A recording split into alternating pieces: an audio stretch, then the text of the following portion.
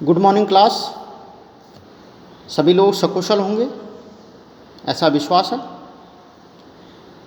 आजकल हमारे जो परिचर्चा चल रही है वो पाठ्य योजना पे चल रही है, जिसमें आपको मैंने गणित और जीव विज्ञान की पाठ्य योजना प्रेषित कर चुका हूं, जो कि आदर्श पाठ्य योजना के अनुसार बना के भेजी है।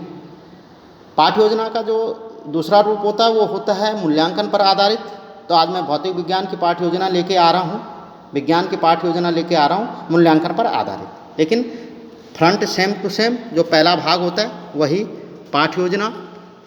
दिनांक आज 31/7/2020, विषय विज्ञान, उप विषय भौतिक विज्ञान बनाए, आप जीव रसायन पे बना सकते हैं, ठीक है ना।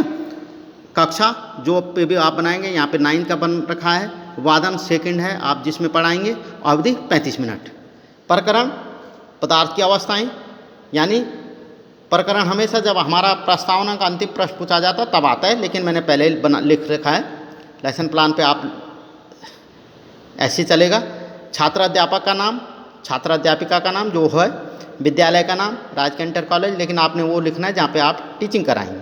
अब है सामान्य उद्देश्य। मैंने आपको जैसे पहले बताया सामान्य उद्देश्य समस्या विषय से संबंधित होते, तो यहाँ पे विज्ञान से संबंधित होंगे। तो सामान्य उद्देश्य छात्रों में विज्ञान के प्रति रुचि उत्पन्न करना। दूसरा, छात्रों में तर्क शक्ति व सृजन शक्ति का विकास करना। अगला, छात्रों में वैज्ञानिक दृष्टिकोण व अभिवृत्ति उत्पन्न करना। छात्रों में समस्या समाधान की योग्यता का विकास करना। और अंतिम है छात्रों का नैतिक व चारित्रिक विकास करना। ये हो गए सामान्य उद्देश्य। अब है विशिष्ट उद्देश्य। जैसे मैंने पहले भी बताया, विशिष्ट उद्देश्य प्रकरण से संबंधित होते हैं। तो हमारे पास पदार्थ है, इसको आप सामान्य तौर पर लिख सकते हैं, लेकिन मूल्यांकन में वर्गीकृत करके ही लिखना होता है। जैसे आदर्श में आप सामान्य तो 1, 2, 3 लिख सकते हैं, लेकिन जब मूल्यांकन पर आधारित होगा तो यहाँ पे ये ज्ञानात्मक, बौद्धात्मक और अनुप्रयोगात्मक जरूरी लिखना होता है, ठीक है ना। तो ज्ञानात्मक, छात्र पदार्थ की अवस्था संबंधी ज्ञान प्राप्त कर सकेंगे या ज्ञान प्राप्त करेंगे। बौद्धात्मक में छात्रों को पदार्थ की अवस्था का बोध हो सकेगा या वो उसके बारे में जान सकेंगे या प्रत्यास्मरण कर सकेंगे। और अनुप्रयोगात्मक होता है छात्र प्राप्त ज्ञान का या छात्र पदार्थ की अवस्थाओं का ज्ञान का उपयोग अपने दैनिक जीवन में कर सकेंगे। ये आगे आपके विशिष्ट उद्देश्य। अगला, सहायक सामग्री, यानी चार्ट, चौक, डस्टर, मॉडल इत्यादि जो भी हैं। अब आता है पूर्व ज्ञान। छात्र पदार्थ व उसकी अवस्था संबंधी सामान्य जानकारी रखते हैं। और अब आ जाता है प्रस्तावना प्रश्न। प्रस्तावना वही फॉर्मेट, छात्र अध्यापक या छात्र अध्यापक क्रियाएं, छात्र अनुक्रियाएं। पहला प्रश्न, अगर हम पानी को फ्रिज में रखेंगे तो क्या होगा? उत्तर छात्र क्या देगा? पानी बर्फ में परिवर्तित हो जाएगा। दूसरा, बर्फ को गर्म करेंगे तो क्या होगा? छात्र क्या कहेगा? अगर हम बर्फ को गर्म करेंगे तो बर्फ पहले जल में फिर वाष्प में परिवर्तित होगी या होगा, जो भी है, ठीक है ना। अगला है बर्फ, वाष्प व पानी क्या है? तो छात्र कह देगा पदार्थ की अवस्थाएं हैं। अगला प्रश्न हमारा कि पदार्थ की अवस्थाओं के संबंध में आप और क्या जानते हैं? तो समस्यात्मक आ जाएगा, बच्चा कोई उत्तर देगा, कोई नहीं देंगे। फिर हम आगे चलेंगे कि छात्रों आज हम पदार्थ की अवस्थाओं संबंधी विस्तृत अध्ययन करेंगे। ये हो जाता है पहला भाग। अब आगे चलेंगे हम। तो जैसे मैंने आपको कहा है मूल्यांकन पर आधारित, तो अब फॉर्मेट बड़ा नहीं बनता है, सीधा वही शिक्षण बिंदु, शिक्षण उद्देश्य या अपेक्षित व्यवहार परिवर्तन, ये लिखा जाता है यहाँ पे, ठीक है ना। छात्र क्रियाएं, छात्र अध्यापक क्रियाएं, छात्र अनुक्रियाएं, सहायक सामग्री, विधि पर विधि, ठीक है, और मूल्यांकन। बस ये फॉर्मेट यहाँ पे बनेगा और अंदर सेम टू सेम वही बनेगा जैसे हमने पहले बताया। वही प्रश्नोत्तर, छात्र पूर्व ज्ञान का प्रत्यास्मरण करेंगे। विकासात्मक प्रश्न, यह डस्टर किस चीज़ का बनाया? हम डस्टर दिखाते हुए उसने कहा लकड़ी का। लकड़ी पदार्थ की कौन सी अवस्था होती? अस्पष्ट, कोई ठोस कह सकता है, कोई नहीं कह सकते। अब हम स्पष्टीकरण देंगे।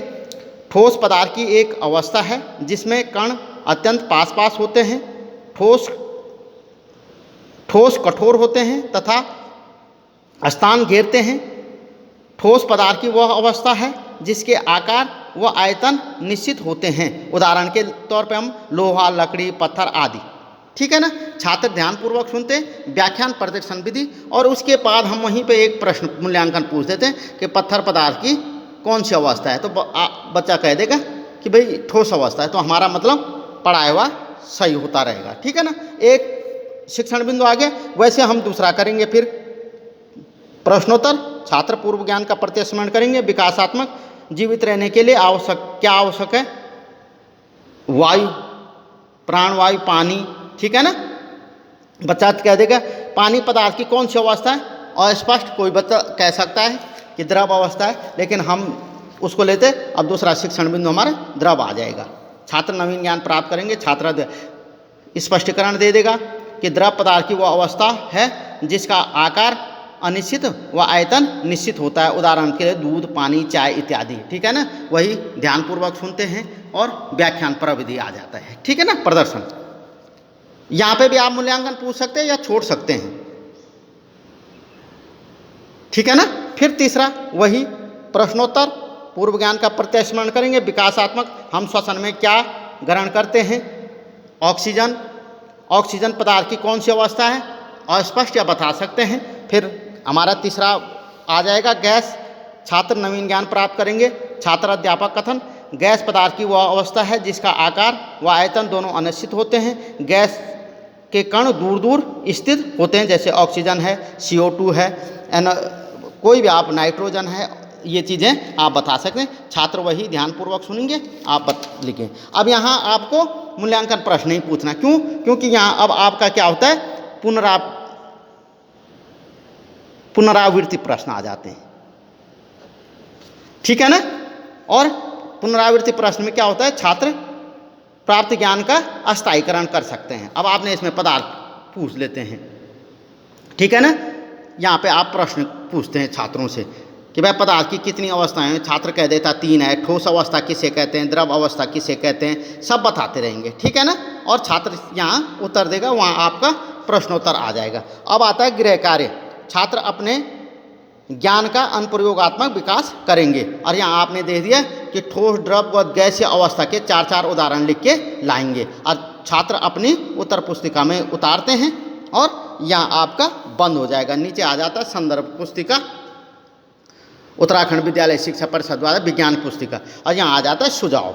ठीक है ना। और एक ऐसे श्यामपट बनाकर चिपकाना है। इसे आप इधर चिपका सकते हैं, ये यहाँ पे भी चिपका सकते हैं, जहाँ पे ये है कि छात्र उत्तर पुस्तिका में लिखते हैं। ठीक है ना। इस प्रकार से ये, और ये मूल्यांकन पे आधारित होता है।